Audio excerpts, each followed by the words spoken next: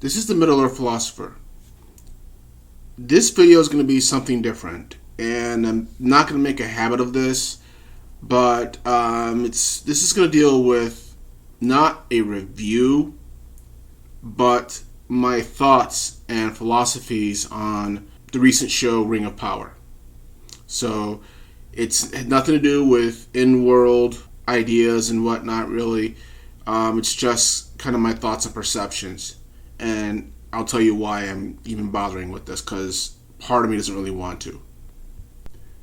Largely, it's because as a Lord of the Rings fan, it's hard not to miss the uproar and the furor over the show. There are tons of fans who legit love the show, and it's as exciting for them as the Peter Jackson movies were exciting for me and the other half of the fans who truly detest the show. There's a number of YouTubers who are also Middle Earth fans who I follow, and many of them have said as much. They don't like it at all because so much of it is lore breaking. And in truth, they're right. There's a lot of lore breaking in this, and yeah, it can be hard to watch. But there's a reason why I'm not jumping on the hate train, as it were. And I'm not picking on them and saying that they're doing that. Rather, I'm just saying that there's a lot of people out there who are very, very, very vocal about hating the show. And that's a whole range from they will not say anything good about it whatsoever and will troll people who actually like it, to people who don't like the show but like elements of it. So, having said that, this is why I'm going into this. You see, I like other franchises as well. Like, for example, I'm a big Star Wars fan. And what's happening in the fandom for Lord of the Rings right now is very, very, very similar to what's happening in the Star Wars fandom, and has been happening since, what was it? The Last Jedi came out. And I'm seeing actually that a lot of the reasons why Star Wars fans who hated everything since The Last Jedi is very similar to why half the Tolkien's fans don't like Rings of Power, which is basically that they quote unquote don't understand the lore. They don't understand Tolkien. They don't understand the characters. They don't understand the world. And that, I can see the logic in that. I was one of the people who, while I'm not trolling people who liked Last Jedi and the sequel trilogy, at the same time, I wasn't a fan. I mean, I liked Force Awakens, but, after that, it went downhill for me. But, having said all that, I also am a Star Trek fan, and they did a lot of changes with the character of Picard in the show Picard, as well as Discovery. And those didn't bother me as much. And there was just as much an uproar, as the other franchises.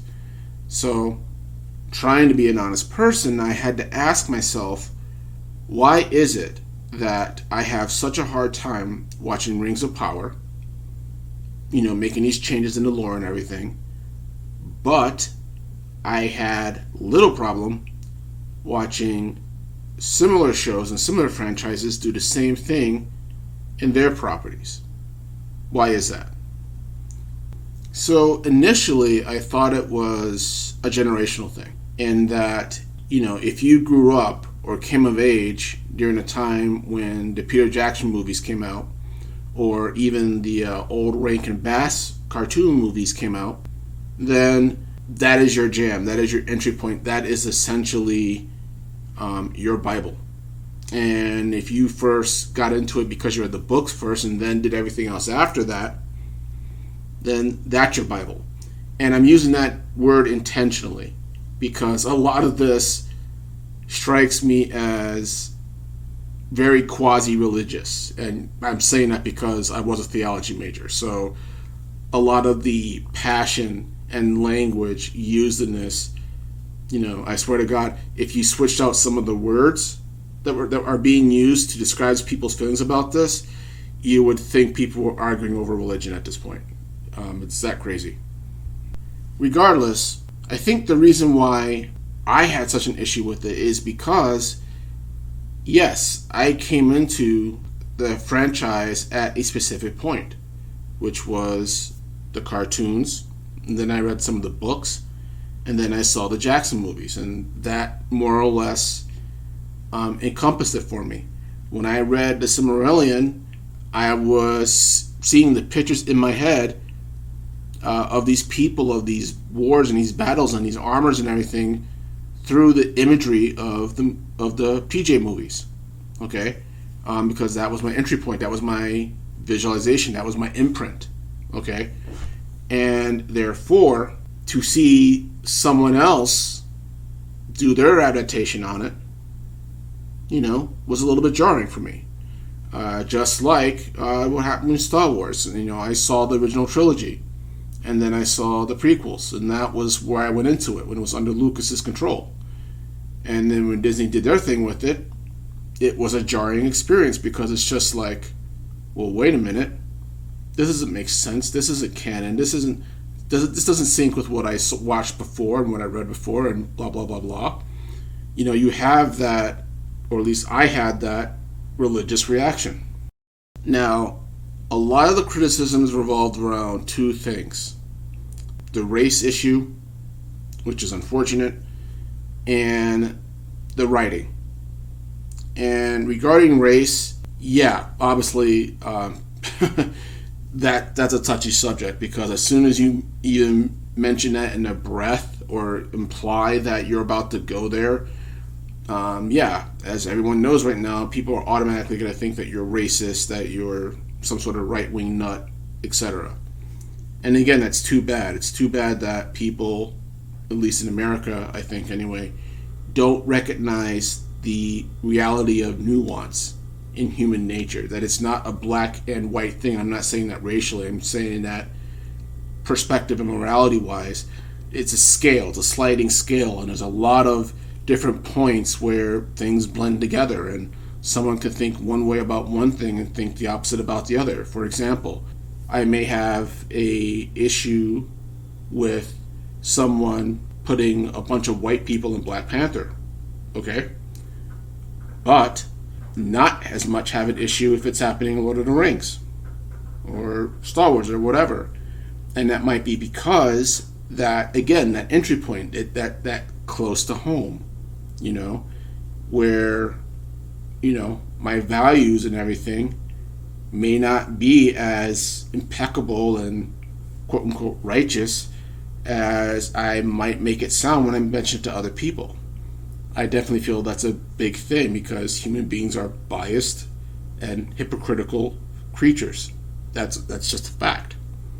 Now, having said all that, I'm going to put the race issue aside now, because that's obviously wrong.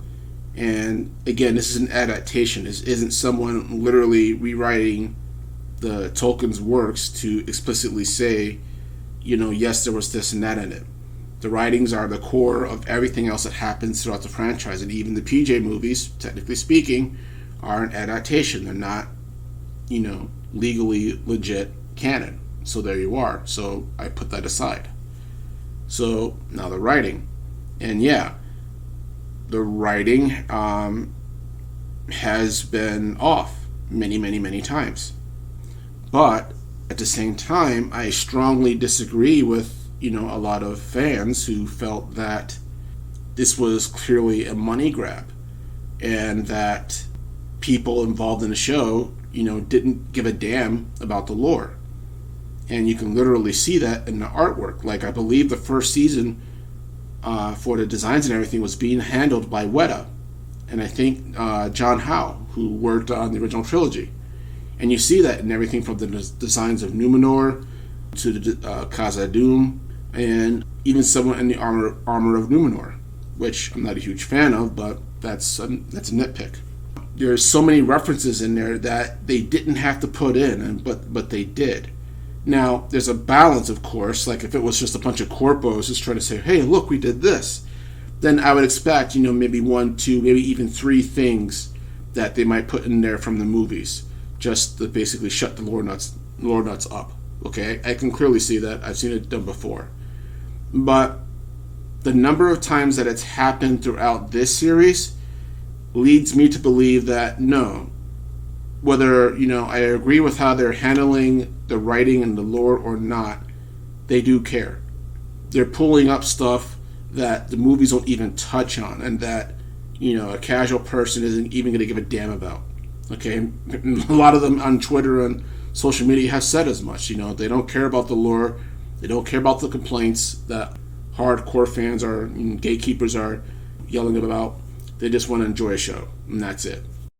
So yeah, I definitely feel that there is care put into this work. And regarding some of the changes, like giving lines to other people and everything and whatnot, well, being honest, the same thing happened in the Jackson trilogy. There are several lines throughout the trilogy that were spoken by other characters in the books that either partially or totally are given to other characters in the movies.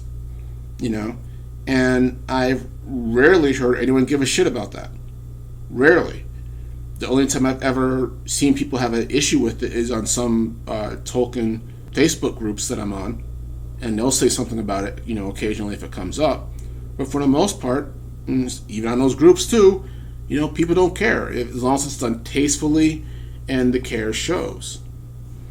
I do feel that part of the problem, that people are running into and that the showrunners are running into and the cast are running into is that when Lord of the Rings, the PJ movies was made, it was basically an indie project, okay? This wasn't a big Hollywood scale production. This was people putting a decade's worth of their lives, sweat, blood, and tears and whatever. I think in the behind the scenes stuff, they even said that some people got divorced because of this, if you can believe that. They put that much effort and time into it. So therefore, it shows in what, not only what is seen, right, but how the people interact with each other. It's not an exaggeration that the Lord of the Rings trilogy is responsible for making behind the scenes, cuts and everything and whatnot popular. Because before, no one gave a shit about that. Okay? We can care less, but the friendship and relationship between these actors and their crew and everything was so strong that it just absorbed you into it.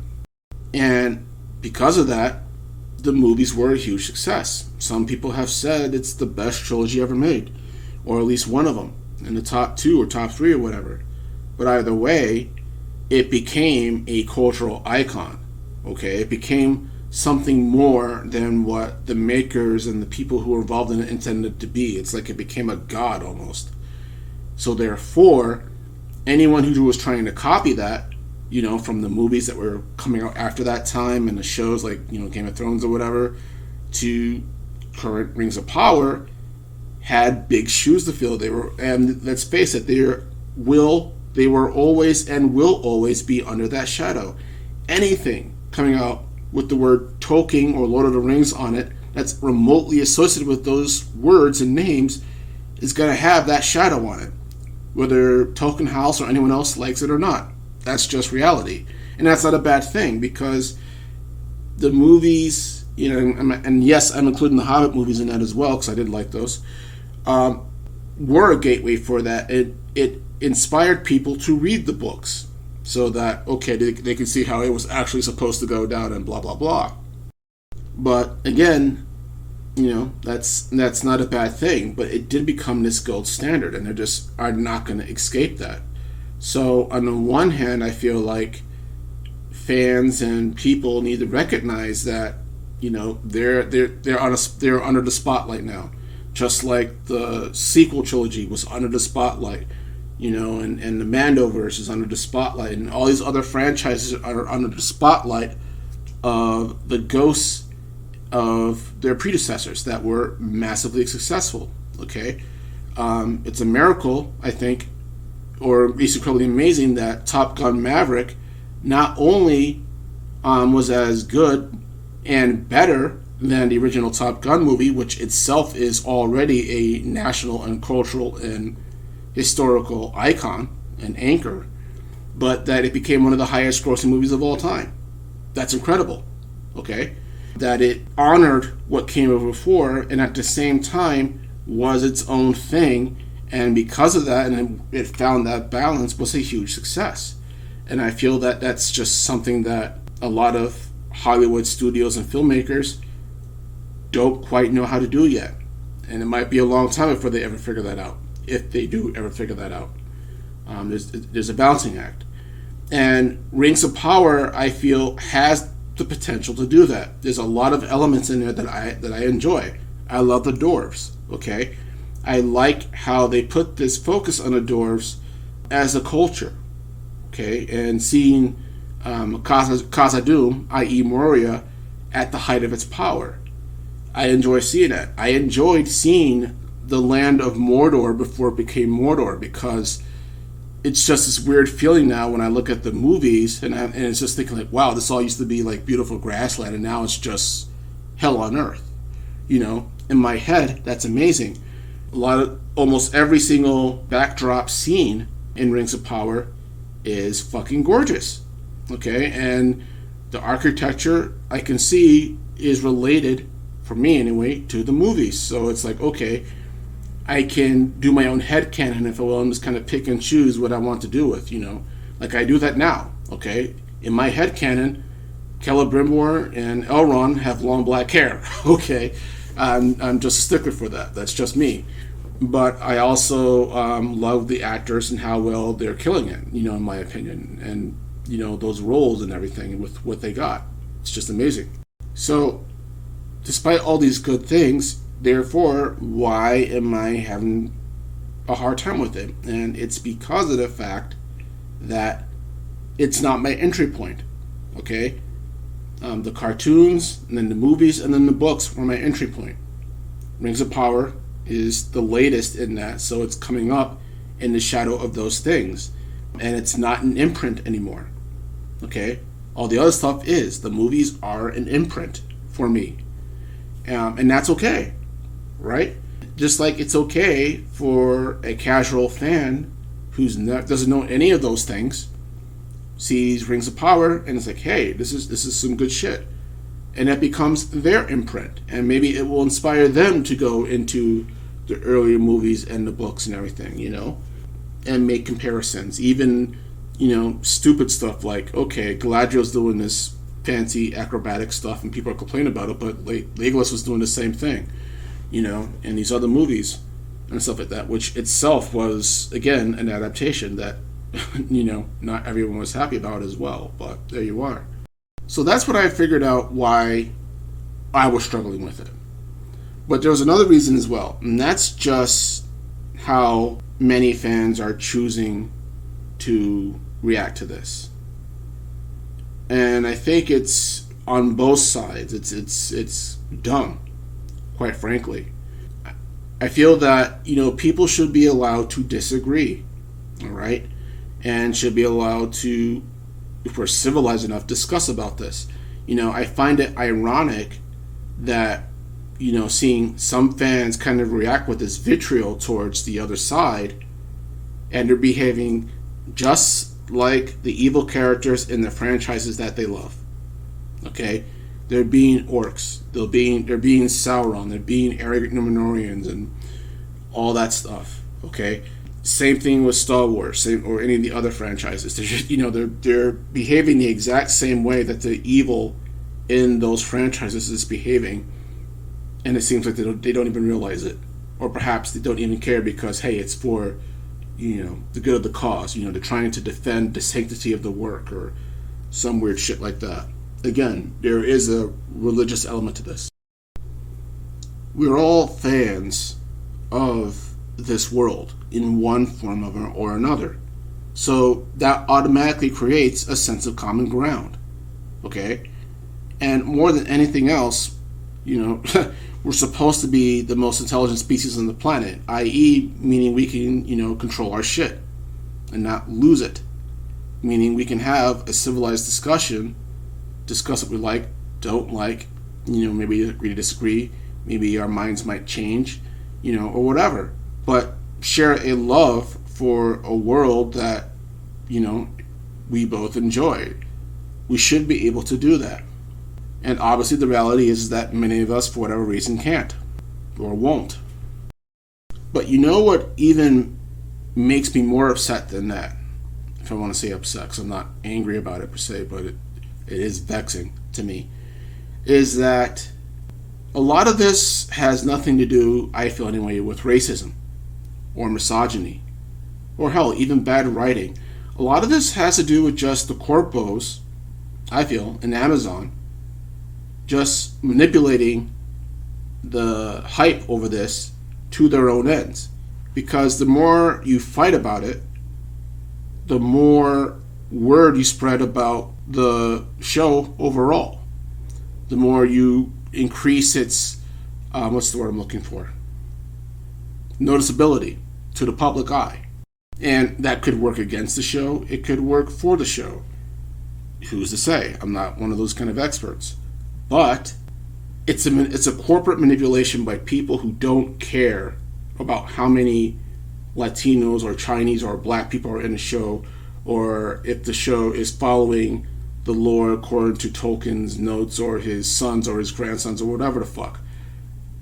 These people don't care, all right? It's about the money for them. And while the art people involved, and I think the writers as well, do have a care in it, I feel it's the board people who are basically running things. And, they have a quota to make, and, we're all familiar with the billions of dollars they dumped into this show already. So, obviously there's going to be that other weight and shadow weighing on him as well.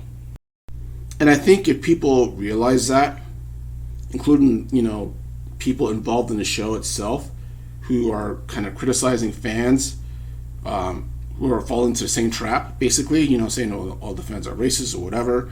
It's like, dude, you're doing the same thing. You're playing the same game. Why are you doing this? Because again, it's like if someone from a football team that I don't like gets insults me, that doesn't mean that entire team insulted me. Okay, it's just this one or two people, whatever, and I deal with those one or two people. I don't have to deal with the entire team. But this, in other franchises, it's like, nah, it's the entire team. And in my mind, my civilized mind, that's ridiculous, and if that sounds condescending or judgmental, I'm sorry, but just at an observational point, that's what it looks like, because you wouldn't want someone to judge you based on if one of, your friends or your family or whatever group you're in insulted said person, and suddenly that person's coming after you. It's like, what did you do? Nothing. It was this other dude's fault. But guilty by association, right? It's crazy. And that part of it I feel very strongly about. So, having said that, do I feel Rings of Power is good? No, it's meh, but it's not bad. It has potential. There's a lot of elements that I like about it. There's a lot of stuff I feel that needs worked on in the writing, for sure. But that's okay, because I'm not going to judge and insult someone who feels like this is the greatest thing ever made. That's their experience, okay? Just like Fellowship of the Ring was my experience. They're both legit. One does not cancel out the other, nor does it have to. They both can coexist. And we can talk about it and do whatever. So, anyhow, that's my take on this whole thing. And again, like I said earlier, this is something I'm not going to do very often, rarely if anything, because I just want to focus on, the projects that I do with, in the world itself. And yeah, so have a good day.